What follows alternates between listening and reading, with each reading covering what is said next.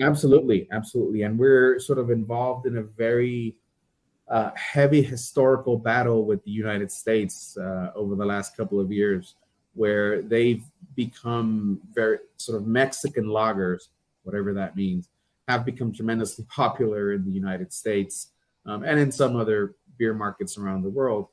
And then you see the likes of Brazil, which was able to get the Catarina sour style registered as a uniquely Brazilian beer style, or you have sort of New Zealand, beers which have their own distinctive sort of personality. And we as an industry have been working very hard to, first of all, define what a Mexican lager is, because if you ask one brewery, it's one style. If you ask another brewery, it's different. We are so the traditional Vienna style lager was almost lost anywhere in the world except for Mexico.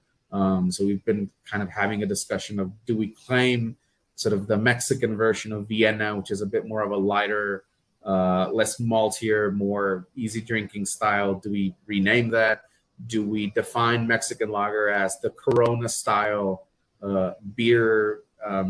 But there is definitely a move towards identifying and representing what Mexico is in terms of our brewing industry. We're fortunate to live, again, in a massively diverse country, which has anything, ingredients, fruits, spices, even bugs. So we brewed a goza, a traditional goza, but instead of using salt, we use agave worm salt, which is derived from the agave worms that grow in the agaves that give out mezcal and tequila. Those are dried out and powdered, and it's a salt basically made out of worm.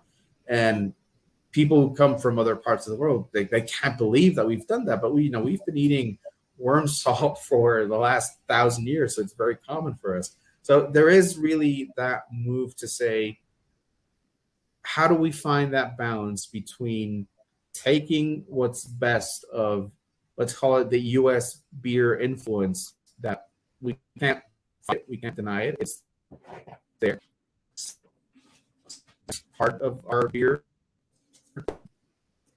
But how do we take that and give it a uniquely Mexican twist in terms of ingredients, in terms of processes, in terms of yeast and native yeast? And that's kind of where